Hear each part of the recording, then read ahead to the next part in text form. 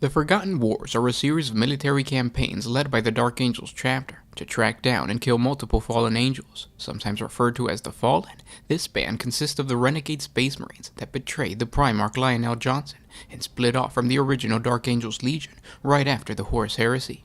It has been the task of not only the current Dark Angels chapter, but also their successor chapters to bring judgment onto these traitors. It began innocently enough. While in pursuit for the remnants of the Orc fleet in the mid-31st millennium, elements of the Angels of Vengeance, a Dark Angel successor chapter, they entered the Gothic sector. Under the guise of scanning for remnants of the Greenskin fleet they had been commanded to destroy, the Angels of Vengeance searched for clues that might lead them to any of the Fallen. This was standard procedure for all the Unforgiven chapters, to pursue their secret goal, while at the same time following mission edicts as passed down by the High Lords of Terra. Gathering long-range scans and widely collected reports, the Angels of Vengeance strike cruiser uncovered nothing. That was until an encrypted signal was beamed from the mining world of Lemnos. Once decoded, the message described exactly what the Unforgiven were seeking. The world of Lemnos was embroiled in a bitter war over mining rights, a battle of greed rather than ideology. As imperial tides were being met, there were no orders to intervene, and the matter was left to the planetary governor to handle. Rival noble factions were using private armies to enforce their ownership over the richest veins of mineral wealth. It was these battles that the signal spoke of. The mysterious message was sent in one of the older battle codes used by the Dark Angels, and provided just the kind of clue that fit the modus operandi of one of the Fallen. According to the message, the leader of one of the mercenary warbands fighting on Lemnos was turning the tides of battle.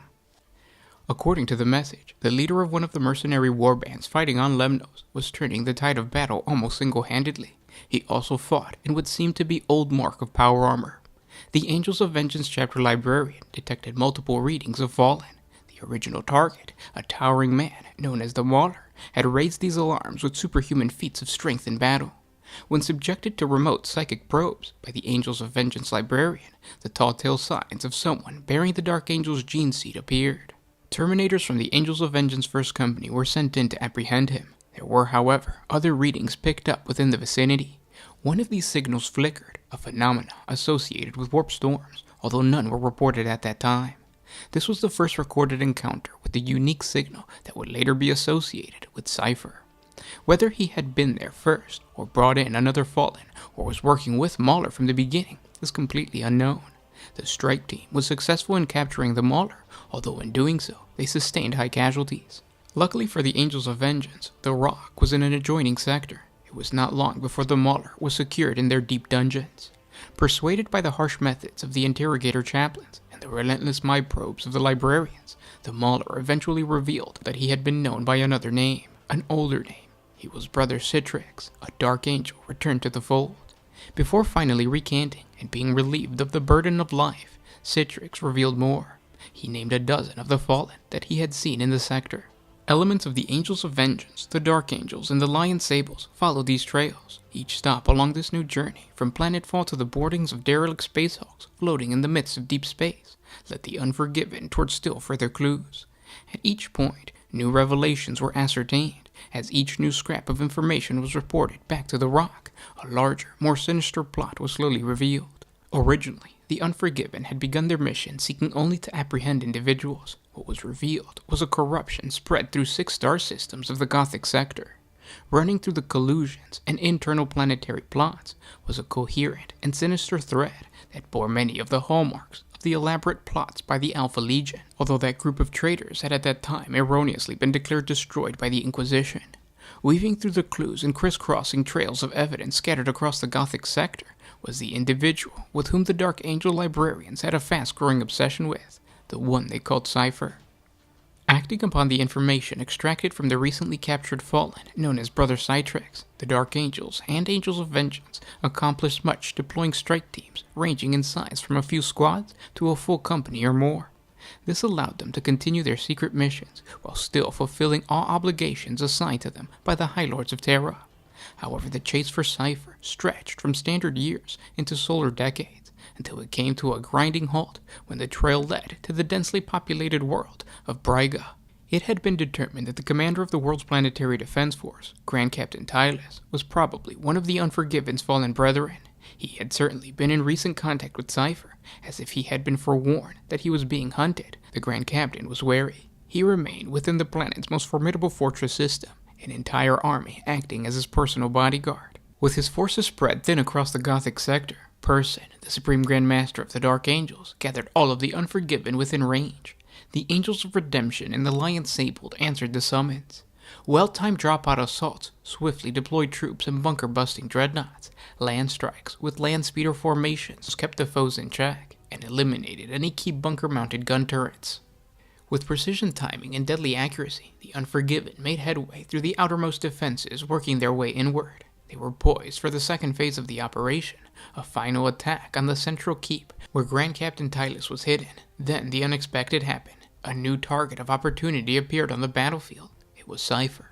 His appearance in the trench line immediately drew Person's Terminator reserves as they teleported in an attempt to surround their quarry. Grand Captain Tylus was a cunning tactician, however, and he chose this moment to release his unsuspected reserve forces, a large formation of Chaos Space Marine Terminators from the Alpha Legion, who teleported to aid his fortress defenses, while mobs of cultists were called up from the nearby population centers. The war that erupted over the fortified bunker was intense, prolonged, and destructive. The clash of Terminators was at first evenly matched, but the Unforgiven were driven by righteous fury, and in the end, they proved decisive. Eventually, the last squad of debased enemies were taken out by a single, well-placed burst of energy from a Landspeeder Vengeance Plasma Storm battery. Only then could the Unforgiven return to the pursuit of Cypher, and the final stronghold assault to pry out Tylus. Both ventures proved too late, for Cypher and Tylus had made good on their escape. It was established that the Chaos Space Marines were deeply involved with the Fallen, and it was no real surprise when the clues that had been leading the Unforgiven across the Gothic sector now led towards the most hated of refuge, the Eye of Terror. Reports of the Dark Angel's actions on the planet had already reached Terra, and the questions began to filter back to the Rock. Even as answers were crafted to explain why the elements from their chapter had appeared so far from their assigned missions, the Unforgiven were plotting their course towards the Forbidden Zone. The most dreaded part of the galaxy, the Eye of Terror, is a hole in reality, a gaping rent where the warp spills out into real space. The swirling mass is not only home to raging warp storms, but also a relatively safe haven for many of the Chaos Space Marine Trader legions. It was perilous even to track the signal, for psychers that had opened their mind in the direction of the Eye of Terror risked falling into prey to the fell things beyond. Dark Angel's librarians dared the attention of the Dark Powers in order to achieve the trance, following the trails to the outermost of the twin planets of Costus 1 and 2. These were not fully contaminated planets immersed in chaos energies, but rather astral bodies that maintain orbit at the edge of the Sentinel sector, a region of space that was only occasionally enveloped in the immaterium. To travel too close to the Eye of Terror was forbidden by the Imperium, yet a council of the Dark Angel's inner circle was called to discuss this very plan. The region was notoriously unstable and dangerous, and to enter it, they would have to navigate through temporal eddies, space anomalies, and perhaps Chaos Space Marine battle fleets. Additionally, an Imperial presence surrounds the Eye of Terror, from listening posts and floating minefields all the way to heavily fortified worlds. This made it difficult to enter the Eye of Terror without being observed. After the actions on Briga, several Inquisitors had already been dispatched to look into the reported presence of the despised Alpha Legion. The Unforgiven chapter could ill afford to draw further attention to themselves. All of the Dark Angel successors had inherited their Primarch's legendary tenacity, however, so they did not back away from the ever-growing challenges. The Supreme Grand Master, Person, agreed to send a task force to the very edge of the Eye of Terror. The Unforgiven sent a single strike cruiser, the Lion Sables, Fury of Caliban, into the swirling mist. It carried companies gathered from the Dark Angels, the Angels of Vengeance, the Angels of Redemption, and the Lion Sable. At first, all went well. They successfully ran the gauntlet of warp storms and emerged in real space to bypass all Imperial stations. Transmissions to the Rock were patchy and unreliable, but the Fury of Caliban had reached the orbit of the planet. A strike force immediately made planetfall. So close to the Eye of Terror, all the readings and range scannings were corrupted, and communications faded in and out. Not knowing what to expect on a world that had so often been encompassed within the swirling madness of the Eye of Terror, the first drop team was to probe the site of the last signal emission. They found a mist-shrouded planet, its rocky surface largely barren. Here and there stood stone archways or toppled pillars, the remnants of some ancient culture. Weathered and time-worn, the rocks also bore signs of the corruption of the warp. Leering faces or symbols of death were etched within the stonework itself. Carefully, the Unforgiven advanced through the eerie landscape, unsure of what they sought. When they saw it, however, they knew they were on the right path. There, towering out of the fog, was what looked like the same style of fortress stronghold that topped the rock itself. Clad in plasteel and adamantium, the walls and ramparts bristled with weapons. The great tower bore the unmistakable icon of the Dark Angels, the hooded and winged figures bearing a sword. Upon a closer inspection, it was obvious that the stronghold was constructed not as a tribute, but in mockery, a tower of fallen angels. A grim skull-faced visage peered out of the cowl. Skulls adorned spikes, and several iron cages hung above the rampart.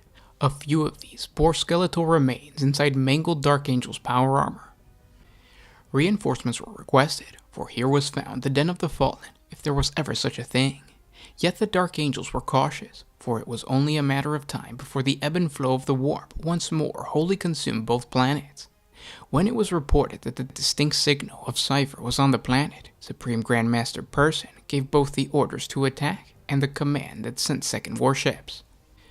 So began the Forgotten Wars, a raging battle upon this demon planet that drew in half of the Dark Angels and the Angels of Redemption, 3 companies of the Angels of Vengeance, and the entire chapter of the Lion Sable. The corruption grew worse, and the warp storms quickly drew over the twin planets. Battle raged as the Unforgiven raised den after den of Chaos cultists, mutants, and renegades, always pressing more deeply into the wasteland continents of both planets. Twice Cipher had eluded them. What was even more infuriating was that he had sent them a message urging them to depart and warning that they were heading into a trap. Begrudgingly, Person had to admit that it looked as if Cipher was correct. He gave the command to retreat as warp storms crashed over the region. He was loath to abandon the battle, but he knew his time was running short. The Lion Sables, however, refused. Since splitting into chapters, each successor was meant to remain autonomous, but the Dark Angels had always maintained more control over their progeny than was laid out in the tenets of the second founding, another secret they kept hidden. So many times had their Primarch Lionel Johnson stubbornly held onto a position or refused to give ground, that the Lion's defiant act seemed more in character with their mighty forefather, and for a moment Person hesitated. Taking with him only his bodyguards, the Supreme Grand Master headed back down into the planet. He commanded the fleet, which was now only 6 of the warships in orbit, to get clear of the Eye of Terror. He would contact them when the storm cleared. None knew it then, but that was the last anyone would ever see Person or the Lion Sable.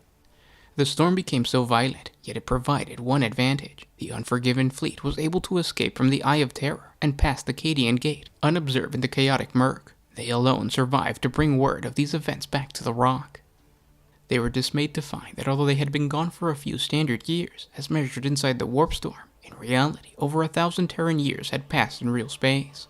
When at last the storm ceased, a small task force was sent into the Eye of Terror once again, but no sign of the demon worlds were found. It was as if the Eye of Terror had swallowed them whole. Cipher, however, did return, and much more quickly. His signals appeared in the same system as the Rock, which quickly scrambled hunter teams to seek him. Once again he eluded them, but not before leading them into an empty cathedral to the Emperor of Mankind on a ruined and desolate planet. There they found the returned Sword of Secrets and the Lion Helm, the most potent icons of the Dark Angels and the tokens carried by their Supreme Grandmaster. Whether trap or test, the Unforgiven chapter suffered serious losses on these planets, and those events were to have profound effect upon the Sons of the Lion. To cover up their immediate losses after their warriors were thought to be lost in the warp, the resources of the recruiting worlds of the Lion Sables were usurped to replenish the Angels of Vengeance and the Angels of Retribution. The Dark Angels then staged a false plasma explosion aboard the Rock to explain their loss of records, for it was decided by the Inner Circle to destroy all records relating to the event. In this, they were greatly aided by the distraction caused by the largest orc invasion recorded in the Imperium, and the political upheavals of the beheading, when assassins struck at the High Lords of Terra. Unknown to any, they were also fortunate when 3 members of the Inquisitorial Inquiry, secretly tasked with reviewing the strange activities of the Dark Angels, were lost due to a variety of inexplicable accidents. As for the survivors of the Forgotten Wars that eventually returned, they were spread out amongst the Unforgiven chapters, so their sudden influx would not be noted. For the rest of their lives, each one was closely monitored by the company chaplains to ensure that the prolonged warp exposure had not contaminated them in any way. The Dark Angels will never speak about the Forgotten Wars, nor their tales be told to their initiates. They have gone to great lengths to ensure all references to the campaign or to the Lion Sables have been eliminated from Imperial records. Thanks for watching, guys, and I'll talk to you tomorrow. This is Gershwan with One Mind Syndicate signing out.